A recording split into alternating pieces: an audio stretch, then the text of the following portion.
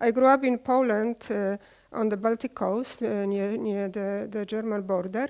It's a small town. It was communist Poland at that time. So we were poor, but we had very good school systems. And I was in the primary school, which in Poland is 8 years, 8 first years. And when I was around 10 years old, my teacher in mathematics, Pani Białkowska, decided that maybe I should look at more serious mathematics than it was in a curriculum. So we looked, I started to read books which were written by famous Polish mathematicians from between the wars. So one of these books was Hugo Steinhaus' book called Kaleidoscope Mathematyczne. And probably in every country you have books like that. And these books contain mostly Euclidean geometry, problems from Euclidean geometry, and problems from sort of basic number theory, basic arithmetic. And I find it kind of interesting. That's what I do now in a grown-up life. I do arithmetic geometry, actually. So it fits very well.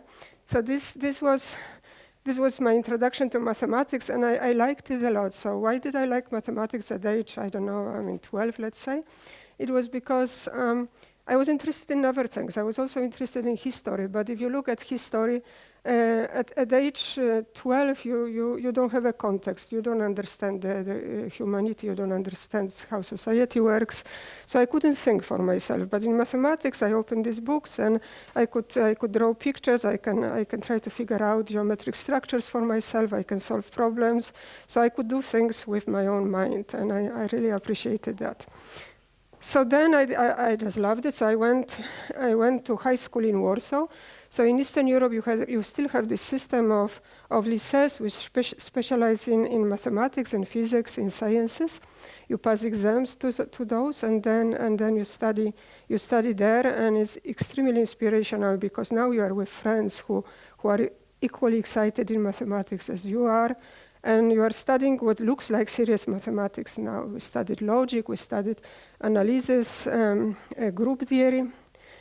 But now it's like, it's 50 years later. And when I look back at my school and my program, and especially if I compare with similar schools in Eastern Germany or in Russia, I have two comments about my education at that time. One was that I would have added to my education a lot more of algebra, abstract algebra. Algebra is everywhere in mathematics, category theory as well, for example. And all of this could have been already taught on that level when you were like 15 or 18, definitely. And moreover, what I would have advised myself at that time was to actually take a proof of one of the big, most recent theorems, which was proved, and try to read it. Of course, I wouldn't have understood it, but I would have gotten two things. I would have gotten some of the language, and language in mathematics is very important, so I would have got familiar with some of the language, but also I would see what is used in most modern kind of proofs in mathematics. And I think this kind of top-down education in mathematics is very important, and I think it should have been started on the level of high school already. And then from this high school, I ended up a PhD student of Gerd Faltings at Princeton. But the road to that was very long, and I took a detour, and my detour was through computer science, actually. I was doing theoretical computer science. Specifically, I was doing lower bounds on computations. And I was trying to explain this to someone yesterday that I was actually very happy with this field. So lower bounds on computations, you try to estimate how fast algorithm can run and estimate get a handle on these lower bounds is extremely difficult.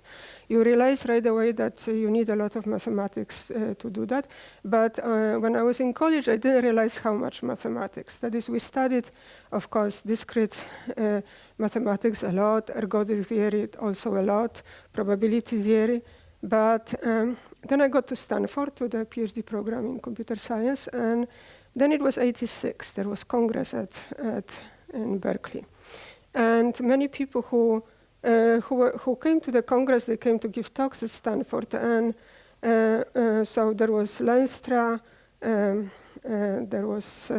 There were people connected with Sarnak giving talks, and it was kind of, I felt like it was one blow after another to my vision of what computer science or mathematics is. Namely, people were proving primality testing and aspects of primality testing with elliptic curves. I had no idea what an elliptic curve is at that time. And then Sarnak constructed expander, so that was a big problem in theoretical computer science. And here is this man who is a number theorist, analytic number theorist, comes, takes our problem, constructs these expanders with tools like modular forms, automorphic forms. Again, I have no idea what these things are. So I spent the whole next year studying mathematics at the mathematics department at Stanford, and then I moved to Princeton to study mathematics. So this was a curious detour, but sometimes these days I kind of try to go back and considering what's happening now between computer science and mathematics. I kind of wonder whether we will not become one and the same subject soon. So do I still have some time? I don't know. Okay, so there is a couple of things maybe I wanted to add. So I moved from computer science to mathematics, which is kind of the other way as many people go, right? Because many people study pure mathematics and then they move to applied for a variety of reasons. So I went the other way. So naturally I had a lot to catch up. So I transferred to the mathematics department at Princeton, and there was a lot of mathematics to learn, and I had to be faster to learn it than people who went through the system in a normal way. And I actually found it surprising that you can do that, and it's not so difficult as people would imagine actually. And you can learn mathematics from the top reasonably quickly, as long as you make sure, and this is very important, I think, both directions are very important, that if you're learning this new theories, new sophisticated material, you have to make sure that you are building your technological basis. Because now from the perspective of someone who educated some graduate students, I see that I lose some students because or they start at the very top of learn the most modern vocabulary, perfectoid spaces and very fancy mathematics, and they never acquire technical proficiency. As a result, they can't write papers, they can't prove anything. But also, I see the other types of students who are very afraid of following. They're very afraid that if they don't understand the proof, they think if they don't understand every line of the proof, they cannot use the theorem. And so they are stuck acquiring sequential knowledge, and they never get to actually apply it because they think they are too afraid actually. So when people ask how to give advice to young people about this kind of issues, I actually don't have a general advice, because it so much depends on your brain and what you like, and whether you like to learn a lot or rather solve problems a lot. But you have to fall somewhere on this spectrum. You have to make sure that some of these bases are covered. Otherwise, it could be difficult. But there are many rewards in doing mathematics outside of wonderful intellectual endeavor. There is also the social aspect of mathematics, which I think is worth stressing. So lifelong friendships and lifelong intellectual friendships, which is something amazing. Thank you.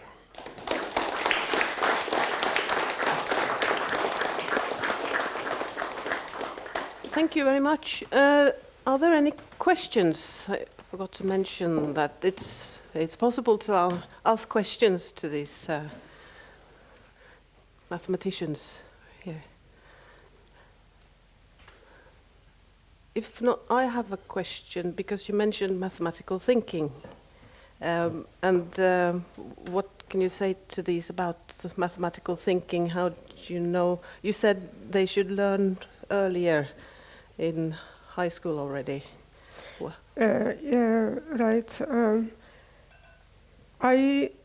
I think there is such a variety of mathematics, the way you can think about mathematics, that I can't really speak for everyone. So personally, for example, I think I discovered very early on that I am a visual person. So I'm actually a geometer by nature. I am not as happy when I have to do commutative algebra, for example, because I just don't see. I know people who actually can take commutative algebra objects, which are polynomials mostly, and then they see geometry behind that, and they have good intuition that way. But for me, for example, it's difficult. But I know other people. I have a friend who is a representation theorist, and she doesn't see things; she hears them. You know, so she has to actually verbalize. So she has to tell herself a story, and then she's a very good representation theorist, so it works for her. So there are very different types, and also we see among practicing mathematicians there are people who really like solving all kinds of problems and seeing all kinds of structures of objects to the most singular details, and there are others who like big pictures. So I think there's space for many people. Yes, and you can use all your senses. Yes. Definitely. Very good. So Wiesława Nizioł, she's in Paris at the moment, and she's giving one of the Abel Prize lectures tomorrow at Blindern. So thank you very much.